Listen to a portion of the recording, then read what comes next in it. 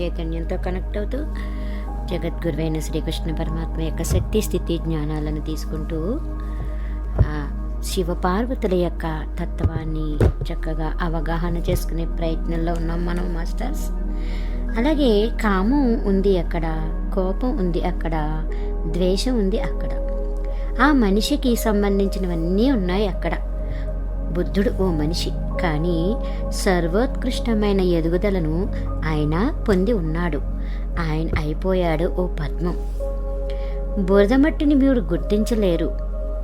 దానికి అర్థం బురదమట్టి అక్కడ లేదని కాదు, అదుంది అక్కడే, కానీ అది ఉండడం లేదు మట్టిగా. అది ఉంటుంది మహోత్తమ ఏకత్వంగా అన్నమాట. అందువల్లే ఓ బుద్ధుడిలో ద్వేషాన్ని ప్రేమను సైతం మీరు అనుభవించలేరు. అది ఉంటుంది అర్థం చేసుకునేందుకు ఇంకా కష్టంగా. ఎందుకంటే బుద్ధుడు ఓ సంపూర్ణ ప్రేమమూర్తిగా కనిపిస్తాడు కాబట్టి. ఎప్పుడూ ఉండదు ద్వేషం, ఎప్పుడూ ఉంటుంది నిశ్శబ్దం, ఎప్పుడూ ఉండదు కోపం. కానీ ఆయన నిశ్శబ్దం ఉంటుంది మీ నిశ్శబ్దం కంటే ఎంతో భిన్నంగా. అది ఉండలేదు మీ నిశ్శబ్దంతో సమానంగా. ఏమిటి మీ నిశ్శబ్దం? ఎక్కడో ఐన్స్టీన్ అన్నాడు, మనం శాంతి ఓ సమరానికి ఆయత్తమే తప్ప మరొకటి కానే కాదని. రెండు సమరాల మధ్యలో మనకు ఉంటుంది ఓ విపులమైన శాంతి అవధి. కానీ ఆ శాంతి నిజంగా శాంతి కాదు, అది కేవలం రెండు సమరాల మధ్య ఉన్న వ్యవధి మాత్రమే. కాబట్టి ఉంటుంది ఓ ప్రచ్ఛన్న యుద్ధంగా మాత్రమే. ఆ విధంగా మనకు ఉంటాయి రెండు రకాల యుద్ధాలు: సంకుల సమరాలు, ప్రచ్ఛన్న యుద్ధాలు, వేడివేడి యుద్ధాలు, చల్ల యుద్ధాలు అన్నమాట. కాబట్టి మీకు కొంచెం వ్యవధి కావాలి, ఓ విరామం కావాలి. కానీ ప్రపంచంలో నుండి సంగ్రామాలు నిజంగా పూర్తిగా అదృశ్యం అయిపోతే అప్పుడు అటువంటి రకం శాంతి అర్థంతో ఉండే ప్రచ్ఛన్న యుద్ధాలు కూడా తప్పకుండా అయిపోతాయి, పూర్తిగా అదృశ్యం. ఎందుకంటే అటువంటి ప్రచ్ఛన్న యుద్ధాలు రెండు నిజం యుద్ధాల మధ్య మాత్రమే సంభవించగలుగుతాయి. కాబట్టి సంగ్రామాలు పూర్తిగా అదృశ్యం అయిపోతే మన శాంతి అని అనుకునే ప్రచ్ఛన్న యుద్ధాలు కొనసాగుతూ ఉండలేవన్నమాట. ఆ నియమ నిర్బంధం అధిగమించినప్పుడు మాత్రమే పునః ప్రవేశించగలుగుతారు వాళ్ళు దైవ సామ్రాజ్యంలోకి. ఈ విషయపు సంగతి అంతా మానవత్వపు కథే అయి ఉంటుందన్నమాట. ప్రతి శిశువు బహిష్కరింపబడి ఉన్నాడు ఈడెన్ ఉద్యానవనం నుండి. కేవలం ఆదాము ఈవులు మాత్రమే కాకుండా ప్రతి పిల్లవాడు జీవిస్తాడు తన బాల్యాన్ని అమాయకత్వంలోనే, ఏమీ తెలియకుండా. వాడు ఉంటాడు పవిత్రంగా, కానీ వాడి పవిత్రత ఉంటుంది అజ్ఞానంగా. అదే ఉండదు కొనసాగుతూ. ఓ వివేకపు పవిత్రత అది అయిపోతే తప్ప మీరు దాని మీద ఆధారపడి ఉండలేరు. అది వెళ్ళిపోక తప్పదు. త్వరలోనో లేకపోతే కాస్త ఆలస్యంగానైనా జ్ఞాన ఫలాన్ని తినక తప్పదు. ప్రతి పిల్లవాడు తప్పకుండా జ్ఞాన ఫలాన్ని భుజించి తీరక తప్పదు. ఎంతో సౌలభ్యంగా ఉండేది ఈడెన్ ఉద్యానవనంలో ఈ ఒక్క జ్ఞానవృక్షం తప్ప. ఆ వృక్షానికి ప్రత్యామ్నాయంగా మనకిప్పుడు పాఠశాలలు, కళాశాలలు, విశ్వవిద్యాలయాలు ఉన్నాయి. ప్రతి శిశువు వాటిలోంచి చరించే తీరాలి, అమాయకత్వాన్ని పోగొట్టుకునే తీరాలి. స్వయంగా మన ఉనికి ఆవశ్యంగా ఉంటుంది జ్ఞానం. మీరు ఉండలేరు ఉనికిలో జ్ఞానం లేకుండా. మరి ఏ క్షణంలో ఆ జ్ఞానం వస్తుందో విభజన కూడా ప్రవేశిస్తూ ఉంటుంది మీ లోపలికి. మీరు ప్రారంభించేస్తారు ఏది మంచి ఏది చెడు అన్న విభజనను. కాబట్టి తంత్రానికి ఈ విధంగా మంచి చెడులను విభజించి ఎంచి చూసే తత్వమే అపవిత్రత, మాలిన్యమునమాట. అది రాకముందు మీరు ఉండేవాళ్ళు పవిత్రులుగా, అది వచ్చిన తర్వాత మీరు అయిపోయారు అపవిత్రులుగా. కానీ జ్ఞానం ఉంటుంది ఓ ఆవశ్యకమైన దుష్టప్రాప్తంగా. దాన్ని మీరు తప్పించుకోలేరు. ఆ జ్ఞానప్రాప్తిలో నుంచే మీరు చరించి తీరాల్సి వస్తుంది. అది ఉంటుంది ఓ జీవిత భాగంగా. కానీ ఓ మానవుడు అందులోనే మునిగిపోయి ఉండక్కర్లేదు, అతీతుడు కూడా అయిపోవచ్చు.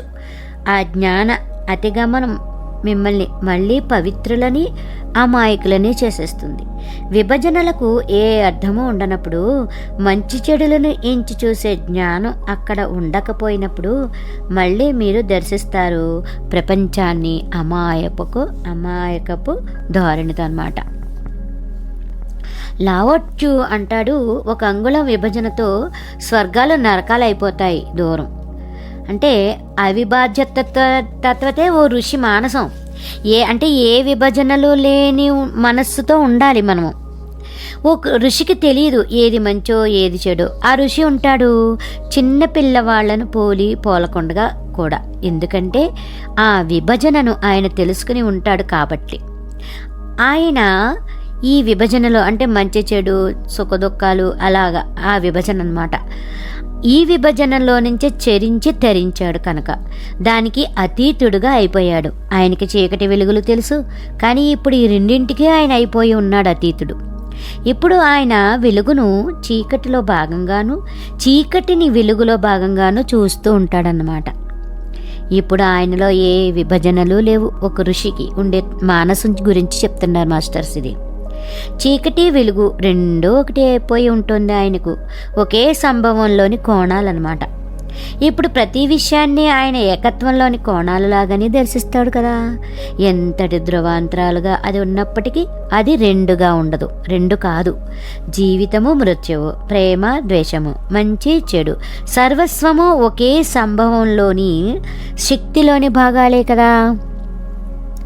తారతమ్యాలు ఉంటాయి కేవలం కోణాలలో, కానీ విభజింపబడి అవి ఎప్పుడు ఉండవన్నమాట. విడదీసి చేసే గుర్తింపులు వాటికి ఉండవు. గుర్తింపు పెట్టి ఈ బిందువు నుంచి ఉంటుంది విభజన అని చెప్పడానికి వీలే లేదు. విభజనే అక్కడ ఉండదు గనక. అంటే ఋషి మానసంగా మార్చుకోవాలి మన మనస్సుని. ఏది మంచి ఏది చెడు, ఏ స్థానం దగ్గర విభజిస్తారు మంచి చెడులను, నిర్వచిస్తారు మరి మంచి చెడులను? అవి ఎప్పుడూ ఉంటూనే ఉంటాయి, ఒక్కటిగానే ఉంటాయి. అవి ఒక్క విషయమే అనేక కోణాలతో ఉంటూ ఉంటుందన్నమాట. ఒక్కసారి ఇది తెలుసుకోబడి అనుభవింపబడినది అయ్యిందంటే మీ మనస్సు అవుతుంది మళ్ళీ పవిత్రంగా మారిపోతుందన్నమాట. ఈ అర్థాన్ని ఎంచుతుంది తంత్రం పవిత్రంగా అని. కాబట్టి నేను నిర్వచిస్తాను తాంత్రిక పవిత్రతను అమాయకత్వంగా, మంచితనంగా అని ఓషో మాస్టర్ చెప్తున్నారు. కానీ అమాయకత్వం ఉండగలుగుతుంది అజ్ఞానంగా. అప్పుడు దీనివల్ల ఏ ప్రయోజనం ఉండదు, ఇది పోవాల్సి ఉంటుంది. అందులో నుంచి మీరు బయటపడాల్సిన ఉంటుందన్నమాట. లేకపోతే పరిణితిని పొందలేం మనము. జ్ఞానాన్ని విడిచిపెట్టేయడము, జ్ఞానాన్ని అధిగమించడము, ఈ రెండు ఈ పరిణితిలోని భాగాలే. మీరు పెద్దవాళ్ళు కావడంలో భాగమే అది కూడా. కాబట్టి అందులోంచే మీరు చరించాలి. కానీ అక్కడే ఉండిపోకండి, కదలండి ముందుకు, ఇంకా ముందుకు వెళ్తూనే ఉండండి. ఏదో ఒక నాటికి మీరు దాన్ని అధిగమించేసి తరించుతారు.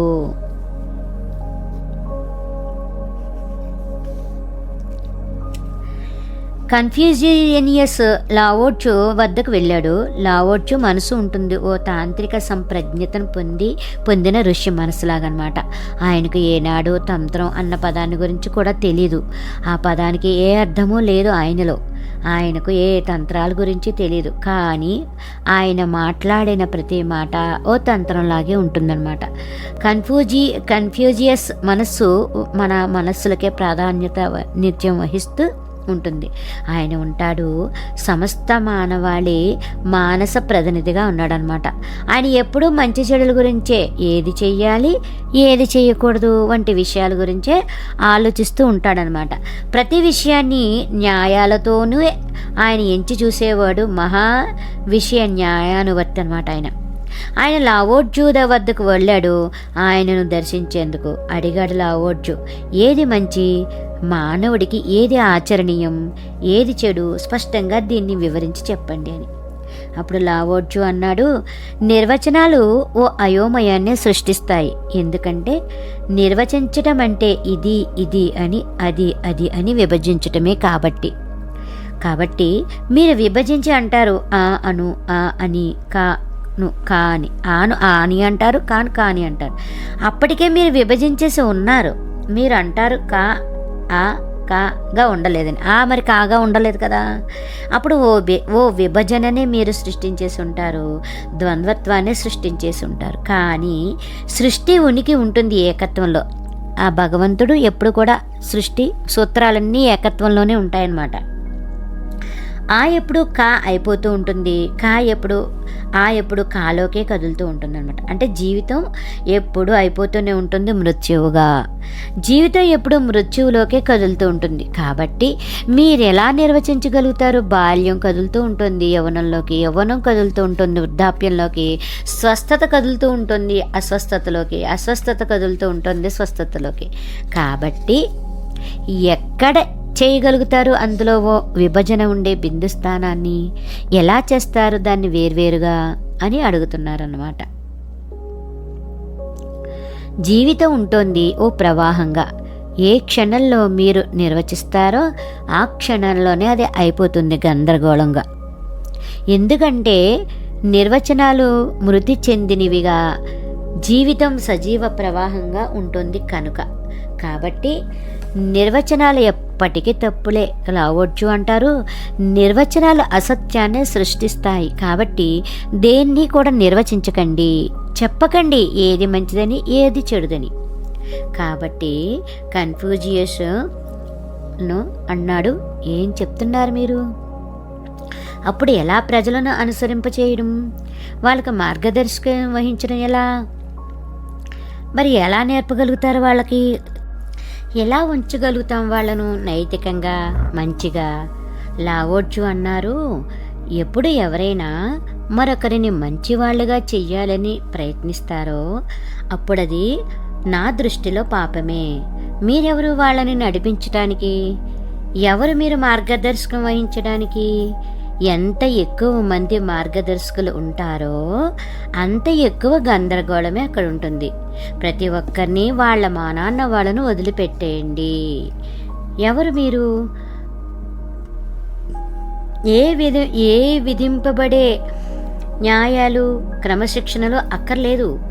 ప్రకృతి ఉంటుంది సత్యోజాతంగా. ప్రకృతే చాలు, ఆ మాయకత్వమే చాలు, జ్ఞానం అనేది అక్కర్లేదు. విషయాలను తంత్రం ఈ దృక్పథంలో దర్శిస్తుందన్నమాట. తంత్రానికి అమాయకత్వమే అప్రయత్న కృతం, సంధ్యా సంభవం, సహజత్వం, తనకు తానే అయి ఉండడం, ఏ విధింపులు ఉండకుండా స్వీయవాసే అయి ఉండడం అనమాట. అంటే మొక్కలాగా ఎదుగుతూ ఉండడం. మీ తోటలోని పెంపుడు మొక్కలా కాదు, అడవిలో పెరిగే మొక్కలాగా, అంటే సహజంగా ఎదుగుతూ ఉండాలి, నియమిత ఎదుగుదలతో కాదు. ఎందుకంటే ప్రతి మార్గదర్శకత్వము తప్పుదారి పట్టింపే కాబట్టి సహజత్వంతో ఎదగాలి.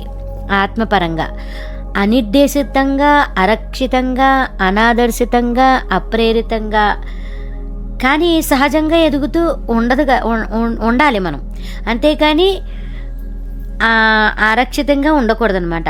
అందుకని అంతర్న్యాయమే చాలు. అంతరంగం మన అద్భుతమైన ఆత్మన్యాయం ఉంది కదా, అదే చాలు. మరి ఏ న్యాయాలు అక్కర్లేదు. మీకు ఏ న్యాయమో కావలసి వస్తూ ఉంటే అది మీ అంతర్న్యాయాన్ని తెలుసుకోలేదన్న విషయాన్ని చూపిస్తూ ఉంటుంది. మీ అంతరంగం యొక్క న్యాయాన్ని చూపించలేదు.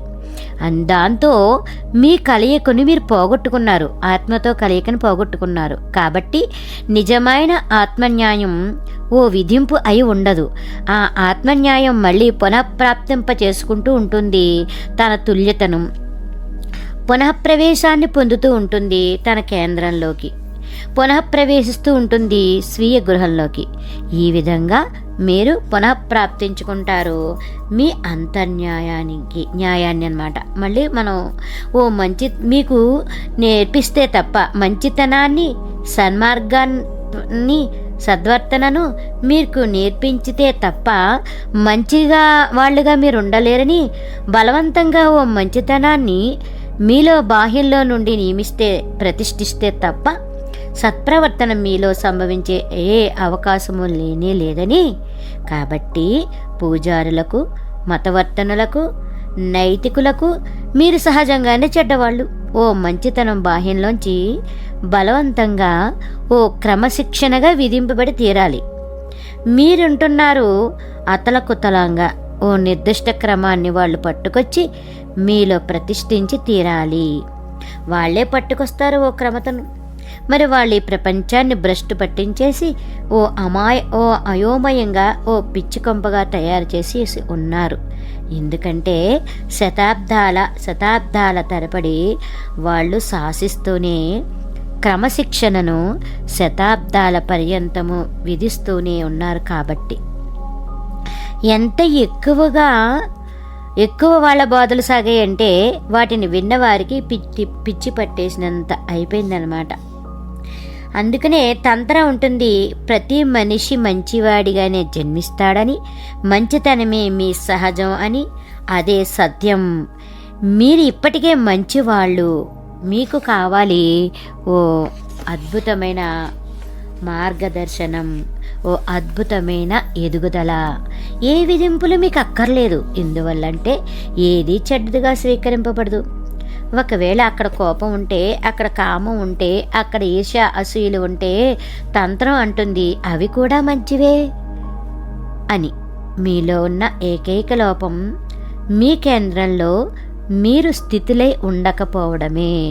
అంటే మన ఆత్మతో మనం కనెక్ట్ అవ్వలేకపోవడం అన్నమాట. అందువల్లే మీరు వాటిని ఉపయోగించుకోలేకపోతున్నారు. ఆ శక్తులు అవి కూడా శక్తులే. అవి ఉపయోగించుకుంటే అద్భుతంగా ఉంటుందన్నమాట జీవితం. కోపం చెడ్డది కాదు. నిజంగా సమస్య ఏమిటంటే మీలో మీరు ఉండకపోవడం, మీ ఆత్మతో కలిసి ఏకత్వంతో ఉండలేకపోవడం అన్నమాట. అందువల్లే కోపం విధ్వంసాన్ని సృష్టిస్తుంది. మీలో మీరు స్థితిలై ఉంటే కోపం తయారవుతుంది ఓ ఆరోగ్యకరమైన శక్తిగా. కోపమే అవుతుంది ఆరోగ్యంగా. కోపం పరివర్తితమవుతుంది శక్తిగా. అది అయిపోతుంది మంచిది. మీ లోపల ఏమేమి ఉన్నా అవన్నీ మంచివే. తంత్రం సర్వస్వంలోనూ ఉన్న మంచితనాన్నే విశ్వసిస్తుంది కనుక సర్వస్వము పవిత్రమే.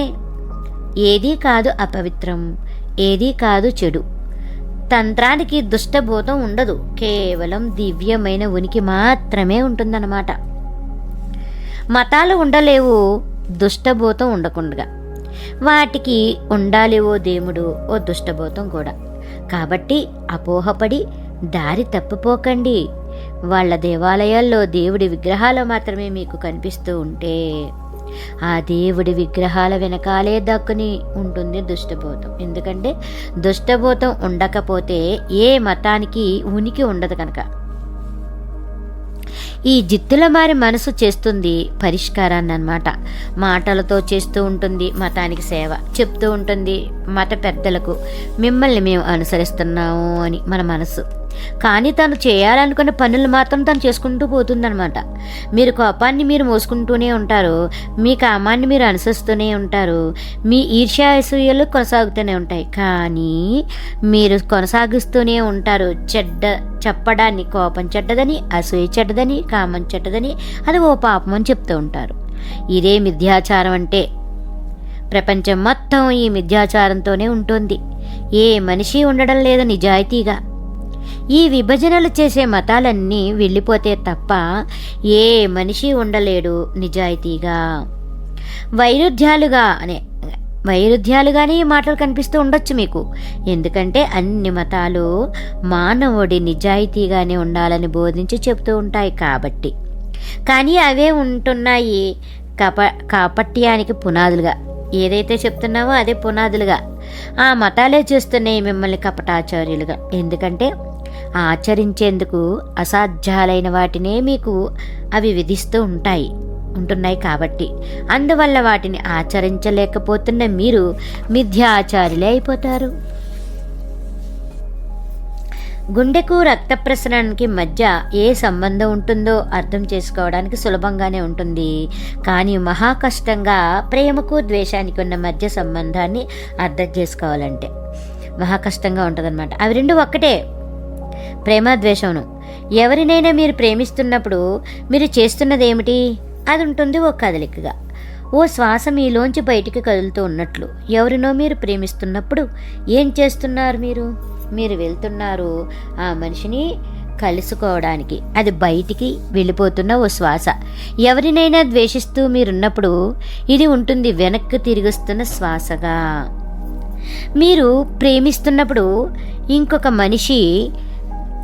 మనిషితో మీరు ఆకర్షించబడుతూ ఉంటారు. మీరు ద్వేషిస్తున్నప్పుడు ఎదిరింపబడి వికర్షితులు అవుతూ ఉంటారనమాట.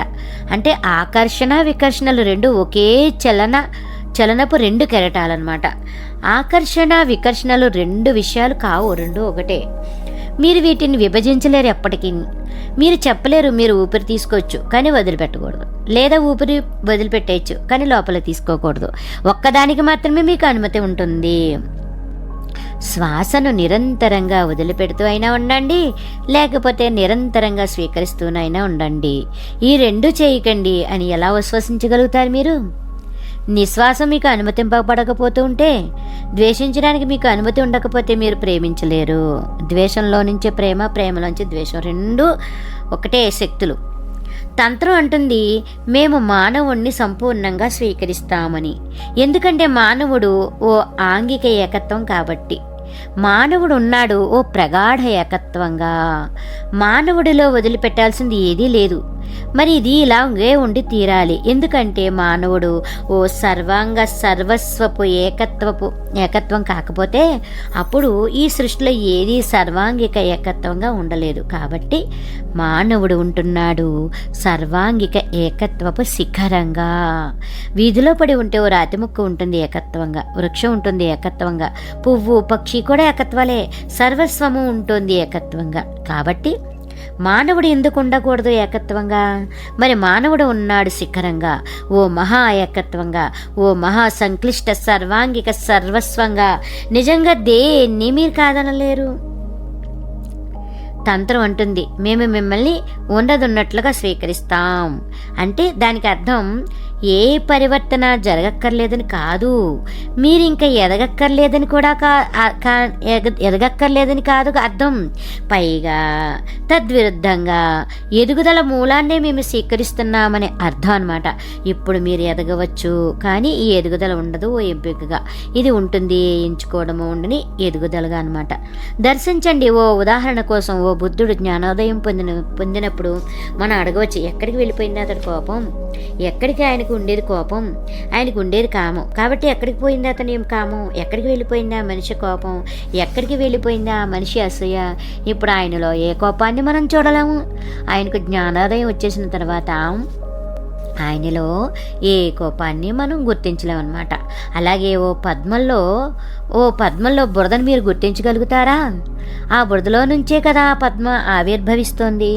ఆ పద్మాన్ని బురదలో జన్మించి ఉన్నదన్న దాన్ని మీరు ఎప్పుడూ చూసి ఉండకపోతే ఓ పద్మాన్ని పట్టుకొచ్చి మీకు చూపిస్తే ఊహించగలుగుతారా మీరు ఆ పద్మం ఓ తటాకంలోని బురదలోంచే జన్మించిందని?